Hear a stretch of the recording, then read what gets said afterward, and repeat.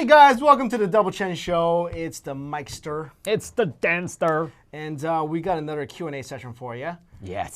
So let's get right down to it. Let's dive right in. There's a female says, Been dating a guy from Liaoning province, which is a northern province in China. right? Northeast, yeah. Northeast. But he doesn't communicate with her much, and they only see each other once a week at the most. She likes him. More importantly, she respects him, but he just isn't very verbally forward. Is that normal? Yeah, pretty normal. You're dating a Chinese dude. It's pretty normal. They're just not very emotionally. They don't communicate their emotions very well. For the most part, it is not. When we think of a Western relationship, we're affected by television. It's like, I love you, I love you. Oh, I want to talk with you. In Asian relationships, not so much. Yeah, they could. It doesn't mean they're a bad guy. No. It's just they're They're emotionally very stunted. bad. Well, they're emotionally independent Right. or emotionally paralyzed Right. in a lot of sense. And it depends on, I think it really depends on to what age they are. Because if they're, let's say like they're my parents' age, they've gone through the horrifying Cultural Revolution where you're not allowed to express your emotions and you're not allowed to express your thoughts. So they could be affected by Sure. that. And if you're middle-aged, that could be possible depending on your parents and where you grew up. And if you're young too, like I feel like Super shy. super shy. Like what's the stigma for Asian men? Shy. Yeah. They're shy and they don't communicate very well. So if you want your answers, ask them directly and Yeah. demand a straight answer. Well, yeah, or maybe I would You know what I'm sugarcoat saying? it. Yeah, maybe be like, hey, like, if he's got other qualities that you really like, I would say take the step forward, give him the benefit of the doubt, and communicate with him like, hey, I've heard that Asian men are less communicative. I'm not like threatening to break up with you, but I would like to see a little bit more. Or just ask from and be you. like, hey, how do you feel about me? Yeah. Like, what? Yeah, how do you feel about us? This is how I feel about you. Right. How do you feel about me? Yeah. Be the first one to open up. Right. And maybe you can nurture this kind of emotional expressiveness. Right. And also, it's another, it's like, do you want him, also, you got to ask yourself, is it the communication thing, or sometimes people just want to be more affectionate? The affectionate thing, that's really hard to change. Yeah. Like, I would say, good for you, like, get the communication thing going, but if what you really want is affection, I don't know how you answer that. That's Well, like that's not what she's asking, Oh, but okay. but So, just that's be true. open to your partner, and that's how you got to do it because Asian guys they're kind of fundamentally shy like that, or just reserved. Yep.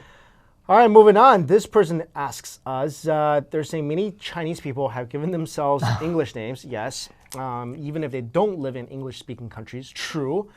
They're asking, don't you think this could be due to the fact that Chinese people don't have very much respect for their heritage and culture because a name is such an essential part of who you are? Just shows how much we Chinese want to be white. First, by giving ourselves a Christian name. White people don't give themselves Asian names, do they? Yeah, they do. Well, sometimes. So only- basically, they're saying Jackie Chan or Josephine Chan sounds absolutely unfitting Unfitting. to me. I understand people may have their own reasons, such as you both, but what do you think of this? All right, well, we just did a video about names. It's going to be on our Off the Great Wall channel. Okay, yeah. so we just talked about this. Yes. First of all, to answer his question, I do think that for the most part, it's an attempt either to fit in more, like me. I gave myself an English name when I was Yeah. 8 to Yeah. try to fit in more. And two, I do think nowadays it's more like they want to try to assimilate more to the white culture, but they also think it's just cooler. Yeah, I think it's not really about the Chinese people having no respect for their own heritage. I think that's going a little too far. Okay. I think it's more like it's a trend. It's a trend, yeah. It's Because cool. Asians love U.S. TV shows. Absolutely. What, like all these popular shows? I Oh, don't know, Gilmore. I mean, Prison Break, all this other stuff. Whatever. The Good Wife. Yeah, Everyone watches Western The Good Wife. culture So weird. is very predominant in Asian countries, like everywhere. This is not just China. No. Taiwan, Japan, all these Asian countries, they love Western TV shows. Absolutely. And it's not just Chinese giving themselves English names. Asians everywhere give themselves. Taiwanese people all have English names, Right. mostly, not all, but maybe like a big portion of them. And a lot of times these names are from TV shows they watched, or like books that they read, or whatever the heck, Or a handbag that Yeah. they have. or like a refrigerator, Or literally, or a car that they drive. or a fairy tale princess. So So a lot of it is Oh my because, goodness. all right, so my friend has a English name. I should Right. have one too. Yeah. Then this person has one. Right. And that person has one. Right. When I was in China, everyone was giving themselves English names, and they were also changing it every couple of weeks. They're Yeah, like, yeah. Now Oh, my yeah, English yeah. name is Yeah. Heidi. Yeah. Now my English name is Julie because of the next TV show they saw. Right, right. So a lot of it is really it's just about the trends. For people who are in this country, like you talked about fitting in, Mm-hmm. I give myself English name just purely because people cannot pronounce my Chinese name. Exactly. And- Or mine in that case. Right. Yep. And I just did it not because I didn't respect my culture, which Right. I did, but because it was just pure convenience. Right. I think that it's kind of a separate issue. Like Chinese people have forgotten about their own heritage. But I think the name thing more is I don't have a problem with it. I actually find it really funny when people call themselves Gucci or Louis Vuitton. Cinderella. Cinderella. I find it hilarious because it's your own choice. You want to call yourself that?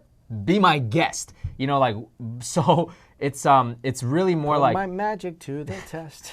and with with people like movie stars, like to me that's more a marketing thing Yeah. because like what's Jackie Chan's real name? Chenglong. Chen Long doesn't it might not catch on, especially if you're trying to make Well, Hong Kong Rumble. people all have English names because they were part of the Great Britain for so True, long. true, true.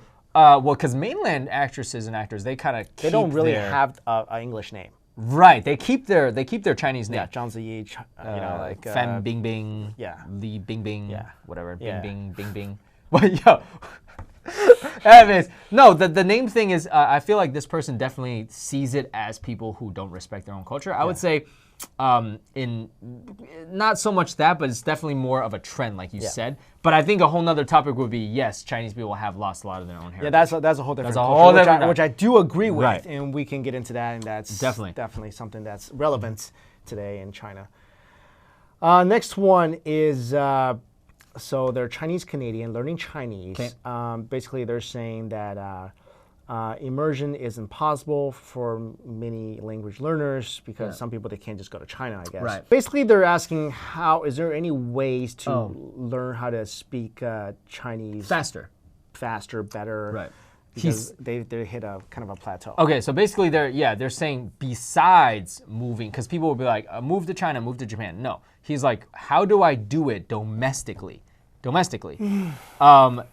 It's hard and everyone's different. I heard a recent story where there was a news reporter for a major newspaper and he spoke many Chinese dialects like Wenzhounese, Fujianese, Mandarin, and he can read and write and he's fluent. And I'm like, oh, he must have lived in Wenzhou. And they said he never lived there. So I'm like, how did he do it in the U.S.? So I'm sure there's ways. I would say this is really hard. Like you do have to kind of immerse yourself in America here. Like you have to. There needs to be immersion. Gotta get an Asian friend. You got to get an Asian friend. You got to recreate the situation where in China you basically can't use English. I mean, to me, if you really want to, it's hard. it's so hard. Sometimes I know people who just continue to watch movies with the subtitles and that's all they do. Like I've heard a person learning Korean just by watching It has Korean soap happened. opera It has continuously. happened. But I mean, look, my best advice would be, like you said, some sort of immersion. Some sort of Get an immersion, Asian, yeah. get a Chinese friend who for maybe I don't know a couple hours a week, just all they do is speak Chinese Honestly, to you, just and have whole conversations. That's really hard to do. I mean, I've heard of people wanting to do that, like they do a language exchange, but honestly, like once a week with that, it doesn't help that much.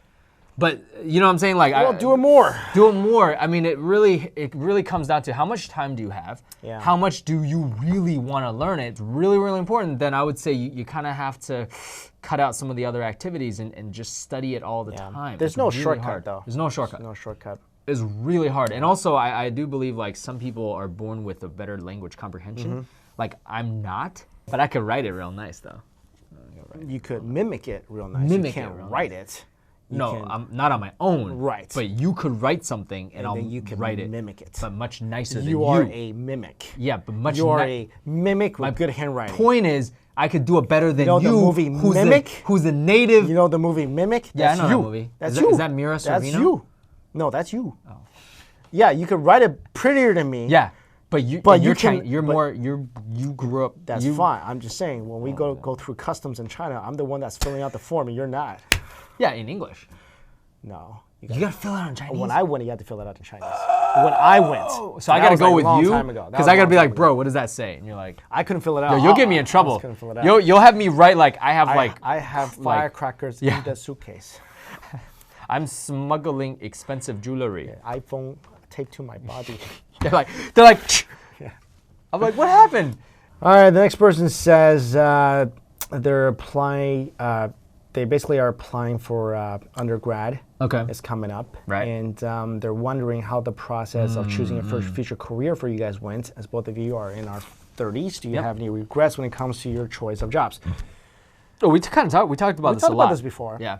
Because this is a very daunting thing. This is the biggest thing in someone's life after high school right now, right? Because they feel like it's tied to their entire future, which kind of it is, but it really isn't. I mean, how many? First of all, I would say don't have fear that whatever you get into at age 18 is going to be what you do for the rest of your life. Because I can tell you this right now, 99.9% of the time for people out there, including us, it is not what you do after college. To me, college and university in America really is a time to get to learn, get to try different things, explore things. This is not what Asian parents want to hear. This is not. I don't know if you're Asian. Looks like you are. Asian parents are so afraid of their kids trying things. All they want to know is, are you going to be a doctor, lawyer, engineer? Are you going to be one of those? Good, because then I'll pay for your college and you go there.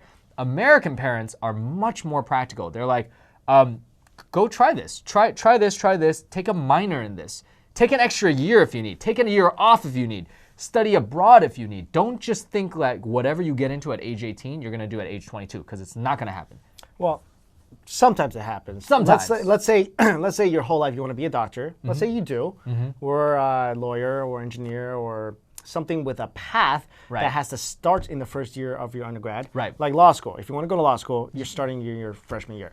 If you want to go to med school, pre-med, you're starting your freshman year. But besides those. So all these tracks, so when you don't know what you want to do and you're not sure, you don't feel like you maybe want to go into one of these particular fields, Right. then you know what? The first 2 years of your college, a lot of people don't know.